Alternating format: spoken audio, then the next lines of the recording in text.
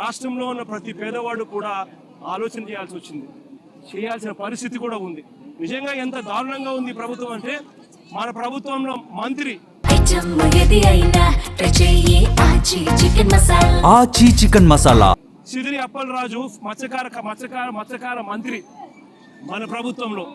ఈరోజు మత్స్యకారులను చంద్రబాబు నాయుడు ప్రభుత్వం ఎంత దారుణంగా హింసిస్తూ ఉంది అంటే, చిన్న ఎగ్జాంపుల్ ఆ సిదిరి అప్పలరాజు కథ వింటే.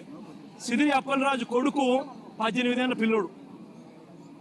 సిదిరి అప్పలరాజు డాక్టర్, పలాస ఎమ్మెల్యే, మంత్రి, ఫిషింగ్ మంత్రి మన ప్రభుత్వంలో.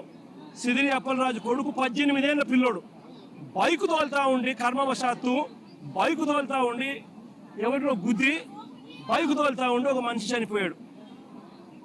యాక్సిడెంట్లు అవుతూ ఉంటాయి, చేసింది నేను కరెక్ట్ అని నేను చెప్పను. బట్ ఆ పిల్లోడు 18 ఏళ్ళ పిల్లోడు బైక్ తోలుతా ఉండి ఆ పిల్లోడికి ఏం తెలుస్తుంది? ఒక్కొక్కసారి జరుగుతాయి. జరిగినప్పుడు నువ్వేం చేస్తా ఉన్నావు?